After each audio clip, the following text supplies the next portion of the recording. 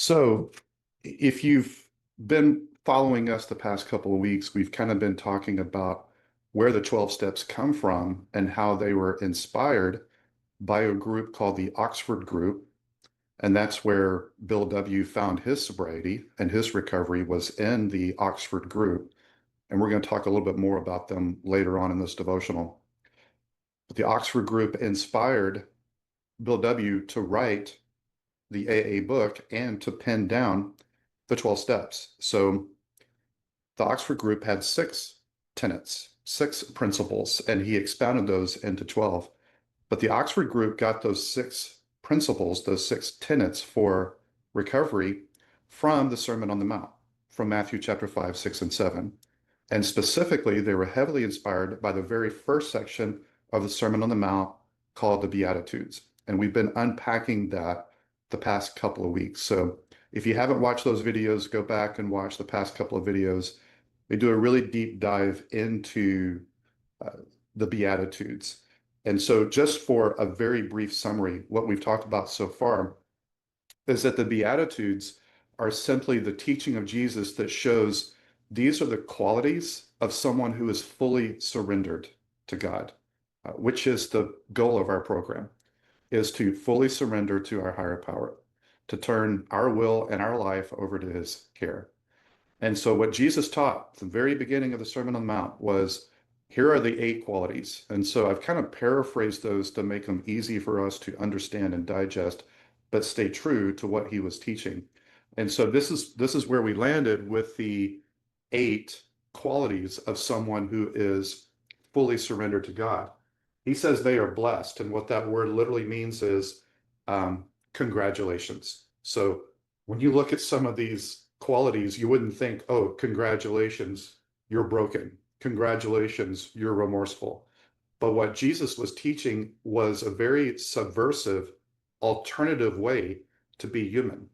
In fact, what he called this was the way, a path to follow that is a way to fully surrender our life to God. And that he called this the abundant life. Like, this is the alternative way to live that does not match our culture. It doesn't match our world. You will be different if you follow this way of living. You will stand out. You will be distinct. But it is the most holistic, healthy, abundant way to live. And it's exactly congruent with the 12 steps. And so what he said was, blessed are the persons who have these 8 qualities. How do you know you're fully surrendered to your higher power? You're going to have these 8 qualities in your life. Number 1, you're broken. That's step 1. You reach bottom. You're powerless. You're broken. You're poor in spirit. You don't have what it takes in your willpower, in your spirit, in your personhood. You don't have what it takes. You have poverty. You're broken. You're bankrupt. And so you admit that. And that's when God says, okay, now I can work in your life. You've admitted you're broken. You're powerless. You reached bottom. You cry out to me. Now I'm engaged. Now I invite you to be a part of this upside down kingdom that I'm inviting everyone to be a part of. But to be a part of it, you have to fully surrender to me. So you're on my team now. Congratulations. You're blessed because you're broken and you're willing to admit it. Not everyone's willing to admit it. You're willing to admit it. I can work with someone like that. Someone who's full of pride, I'm opposed to them. I'm not invited into their life. They're not following the way. They're following their way. But when you're broken and you admit it, step 1, that's when God enters into our reality and he begins to do for us what we couldn't do for ourselves. Second, remorseful. Because we're broken and our brokenness led to a lot of pain and suffering in our life and the lives of others, we feel remorse for what it cost us and what it cost others. That's step 2 and 3. Because of our brokenness and our remorse over what we've done and the harm that we've caused, we are humble. We don't have an elevated view of ourselves. We die to our entitlement. Our ego has been calibrated. We don't see ourselves as better than other humans. We don't see ourselves as worse than other humans in some kind of shame-filled way, but we're humble. We recognize our place in humanity, that we are desperately dependent upon God. That's step 4 and 5. Then he says, someone who's fully surrendered to God, if we use the language of our program, they have one prime focus, and that is to do the next right thing. That's what right living or righteousness means, is I used to follow my way and I hungered and thirst for lust and to satisfy my needs. And that was my prime passion in life. But that's been inverted. Now that I have fully surrendered to God, my main primary passion and purpose in life is to do the next right thing. So when I face a situation where I don't know what to do, I ask my higher power, show me the next right thing to do and give me the power to do it. That is right living. That's living in the moment. It's not future tripping. It's living presently engaged in the moment and asking God, what is the next right thing to do? And give me the power to do it. That is someone who is fully surrendered to God. When we live that way, it leads to us being merciful. That is, we don't hold resentments. We don't hold bitterness, unforgiveness, grudges. Because we have been shown mercy from our higher power, we tap into that to extend mercy to others. If we are holding on to grudges towards our partners or institutions or others or whatever, if we're holding on to bitterness, that is evidence that we're not fully surrendered to God. When we fully surrender to God, we are forgiving people. We are merciful. The next one is integrity. The way Jesus words it is pure in heart. What that means is an undivided heart. When we were in the throes of our addiction, we had compartmentalized lives. We had a divided heart. We we weren't fully integrated, which is where the word integrity comes from. But we were duplicitous. We lived one way here, one way there, one way here, and we had this secret sexual basement that no one would even recognize that person and who we were in that environment. So we weren't living an integrous life. We didn't have an integrated heart, a pure heart. But now we do. There's consistency, there's constancy. We're the same person no matter what environment we're in. Our heart is integrous, it's full of integrity, it's integrated. Next, he says, and I love this one, this is one of my favorite ones. We become a peacemaker, we become a healer. We bring peace with us in our relationships. So this is so paramount and important when it comes to our relationship with our intimate partner, because with our brokenness, we hurt them probably more than anyone else in our life. And now when we fully surrender to God, not only does he heal us, but he makes us into a healer. Uh, hurt people, but healed people heal people. And this is found in, of course, step 12, where we're kind of sent out on a mission. That now that we have had a spiritual awakening as a result of these 12 steps, we try to carry this message to others who are still hurting, and we offer hope and healing. And we practice these principles in all of our affairs. So when you put all of this together, it's going to require great courage because you're going to be a misfit. You're going to stand out. If you live fully surrendered to God, these attributes don't match the people around you. So you are distinct, different, and for us men, you could say that we are exiting the man box. And if you don't know what the man box is, just look up Tony Porter online, just look up man box, and you'll see those qualities. The typical man lives inside the man box. When we surrender to God, we exit that man box, and other men are going to chastise us for it. Why are you not objectifying women anymore? Why are you in touch with your emotions? Why are you broken and remorseful and humble? Why aren't you competitive and diminishing others so that you can win? You're not going to fit into the man box anymore. And Jesus says, when you follow this way, don't be surprised if you are mocked, if you're ridiculed, if you're persecuted, if you're lied about, because you're following an alternative way of being a human. And now you stand out. And it takes great courage to live like this. And so when we put all of this together, these are the Beatitudes. This is where we get the 12 steps. When we live this way, why should we? Why should we be in recovery? Why should we fully surrender to God? And what is the result of these 8 qualities? And this is what Jesus says in the next passage. He says two beautiful pictures or biblical imagery that he uses. He uses salt and light. This is what he says. You are the salt of the earth, but what good is salt if it's lost its flavor? It'll be thrown out and trampled underfoot. It's worthless. You are the light of the world, like a city set up on a hilltop that can't be hidden. No one lights a lamp or a candle and then puts it under a basket. Instead, the lamp is placed on a stand in the house where it gives light to everyone in the home. In the same way, let your good deeds shine out for everyone to see so that they give credit to God. So what he's saying is the result of all of this, he uses two terms, salt and light. And let's unpack that for a moment. What these both have in common is the idea of penetration. Salt penetrates meat and preserves it. They didn't have refrigeration 2,000 years ago.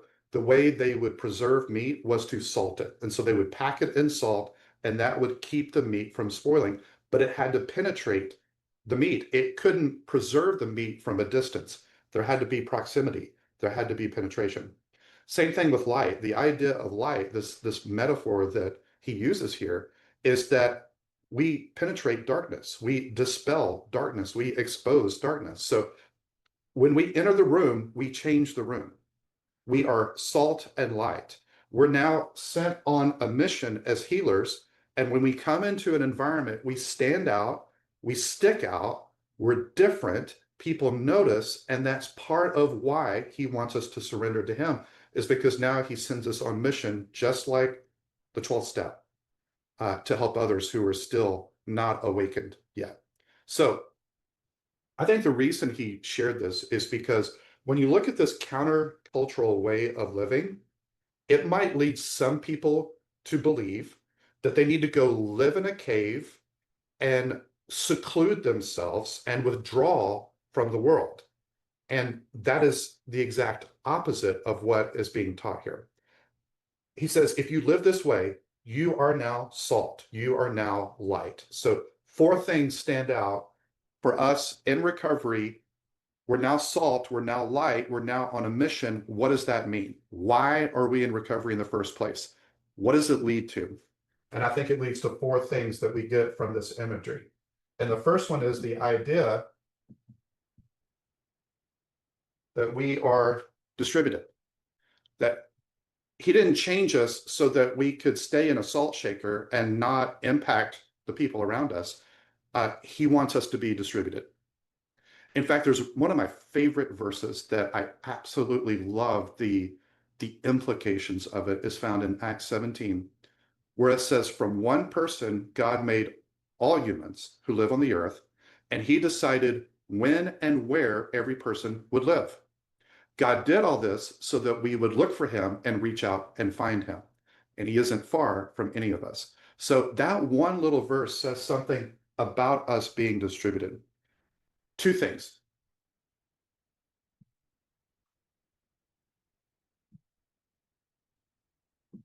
Time and space. So this represents the earth and this represents time. What Acts 17 is saying is that God sovereignly, we didn't choose this, God chose this. He sovereignly chose the time period that we would live in all of this human history. He selected for you to be alive right now. And that was part of his plan. And he distributed you to a certain spot on the planet. So in other words, God chose our generation and our geography. That's an easy way to remember it. He chose time and space. He chose when we would live. He could have chosen any time in human history. He chose now. And he could have chosen any part of this planet. He chose the part that you're in right now. You were born on a specific day in human history because he breathed life into you. He wanted you to be in that place. That's part of his plan. He has distributed us. He chose your generation. He chose your geography. Think about those of us who are on this call right now. We're distributed. Thanks to technology, we're distributed in a very wide way. When you think about our 12-step program, it's distributed. Every day there are meetings that have people that some are local, many are virtual, and it's distributed. So part of his plan for us to be salt and light is not so we can hide in our recovery and no longer shine our light, not so we can cluster in a salt shaker and not have an impact on the world around us, but for his purposes of healing other people, of us being salt and light that are penetrating the culture and helping others find the hope that we have found. We've been awakened. He wants to use us to awaken others who are still asleep and realize this alternative way of living. And he has distributed us for that purpose. So he selected our time and space, our generation and geography to fulfill his purpose of inviting others to the way. So that's the first thing I see from this. The second thing I see is when we are salt and light, when we are fully surrendered to God, he wants us to demonstrate or shine our good deeds in front of others. So you don't light a candle so that you can cover it. You don't become salt so that you can cluster in a salt shaker. But he says, the reason I chose this section of time and this slice of the planet for you to live is I have pre-planned good deeds for you to do in that time and space that will point others to me. So there's purpose behind this. There's a mission behind this, that we have been distributed so that we could do good deeds in the generation and geography that God has placed us. That's part of his plan. We're now part of this upside down kingdom. We're part of his plan. We've been recruited. We're on his team, and he wants to use us. We are experiencing healing. He wants to use us to bring healing to others. So we're distributed, and we shine our light wherever we go. The third thing I see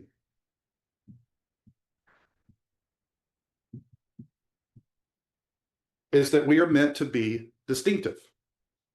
When we are broken, remorseful, humble, focused on the next right thing, full of mercy, full of integrity, a healer, and we have the courage to do all these, you're a freak in this culture. You're going to stand out.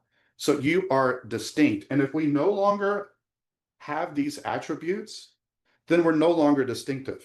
You're back in the man box. And the terminology he uses is this: if salt loses its saltiness, it's not distinct anymore. It doesn't have its flavor anymore. It's really useless. It's really good for nothing but to just throw out on the ground. And now people don't even notice you. You don't stand out any more than the dirt that they walk on. They pass over us without a thought because we look like every other human. We're no longer distinct. So when we no longer have these attributes, we lose our effectiveness to bring healing to others. That's why, in a very real way, God is saying, when you're broken and you invite me in, I invite you to dual citizenship. You'll still be a part of this world, but now you're also part of my kingdom, my team. So you've got dual citizenship. And the reason I keep you here is I have a purpose for you. I have a plan for you. And it's to bring the healing you've tasted, share that with others. So we're to be in the world, but not like the world, is what he's saying. We need to be distinct. And if we live a fully surrendered life with these attributes, trust me, you will stand out. You will be distinct. And then the final thing I see here is what I'm going to call depth. And what I mean by depth is your life will take on a quality, a depth, and your relationships will take on a level of intimacy and depth that we've never known before. Particularly when it comes to this imagery that he uses of salt, it kind of loses its meaning 2,000 years later in our culture. But if we go back to what it meant originally when he taught this, understand that salt was a precious commodity. Now it's something that we can go get at the store for $1. But back then, it was incredibly valuable to both the Greeks and the Romans. The Greeks thought that salt had some kind of divine quality in it. The Romans, they would pay their soldiers in salt. That was the currency. It was extremely valuable. And this is God's way of saying, you are the salt of the earth. You are precious. You are valuable. You matter. And you have an important role to play. And in order to do this, you're going to have depth in your relationships. Salt doesn't impact from a distance. Salt has to have close contact, penetration. It has to have proximity with the meat in order to impact the meat and preserve the meat. So he's saying in a very real way, there's going to be a depth to our life and a depth to our relationships so that we can have influence, so that we can have an impact. Salt from a distance doesn't change or impact anything. So I mentioned earlier in the devotional about the Oxford group. The Oxford group was the group that was started that originally led Bill W. to his recovery, his sobriety, and inspired him to write the book of AA and the 12 steps that we follow today.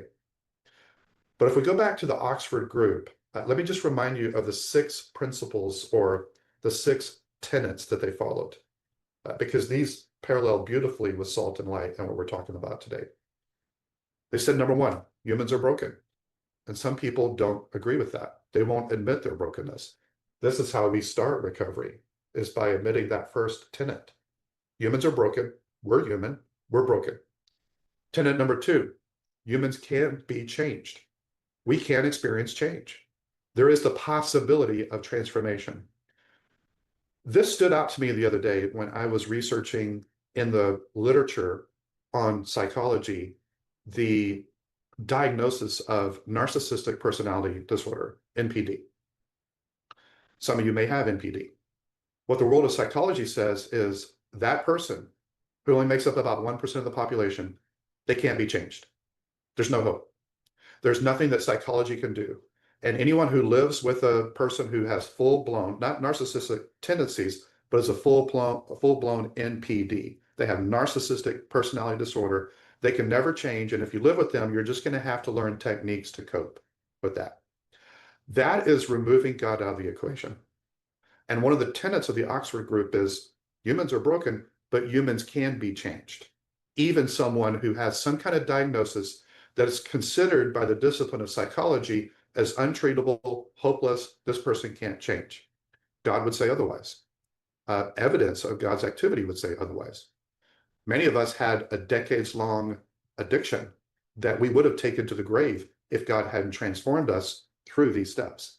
So the second tenet that the Oxford group believed was humans can be changed. This is a very optimistic, hope-filled perspective on humanity. They're all broken. That's the bad news. The good news is humans can be changed. Well, how do they change? The third tenet. Confession begins the change. What kind of confession? A full confession. Steps 1 through 5. Broken, remorseful, and humble. We fully confess to God, ourself, and one other human the exact nature of all of our wrongs, and that's when the change begins. That's when God begins to transform our heart and give us a brand new heart. Fourth tenet, that changed person has direct access to God. So now there is this relationship. There is this close relationship, and he's with us at all times, and we have direct access to him. Number 5, God can do anything. So we're broken. We can be changed. God can do that change. God can do anything. But notice the 6th and final tenet that the Oxford group had. Those who have been changed must help others change. That's salt and light. They're saying, you've been distributed so that you can do good deeds in your own sphere of influence, your time, your space. You need to be distinctive with these qualities. You need to stand out, and there needs to be a depth. You need to penetrate. Those who have been changed must help others change. So if you think about your own experience in recovery, I think about my own experience in recovery. When I first entered into recovery and I went into the rooms, I didn't use this language. I wasn't thinking this way, but this is basically what I was doing. And this is what I encourage you to do, because we bring all of this teaching back to today, right now. What does this mean? How do we live this out? This is how I lived it out when I first started recovery. I started going to the rooms. I started going to these recovery meetings, and I looked for someone who seemed to have true recovery. They had the character that I wanted. And if they were in a relationship, they had a relationship that I wanted to emulate. What was I looking for? I was looking for someone who showed the qualities of being fully surrendered to God and who was salt and light in that meeting. And I wanted to be close to them. And I would ask them, would you be my sponsor? Could we be accountability partners? Can we have fellowship calls? I wanted to have proximity to these people because I wanted what they had. Now, I've attended meetings, and I'm sure you have too, where I see people like, oh, I don't want what they have. I don't want the relationship they have. So I don't think I'm going to spend a lot of time rubbing shoulders with them, because that's not what I want to be like. But when I see that person that stands out, they are salt, they are light, they are distinct, they are different, they get it. And I want what they have. So I want to learn from them. I want to be like them. And once they influence us and we find the way, and we get on this path and we fully surrender to God, guess what? Now we're the one in the rooms that others are looking at saying, he has it. He gets it. I want what he has. I want the relationship he has. That's what this is all about. This is about healed people who become healers and they help heal others. This is the alternative way of being human that we're being invited to with the Beatitudes, with the Oxford Tenets, and with Bill W. and the 12 Steps.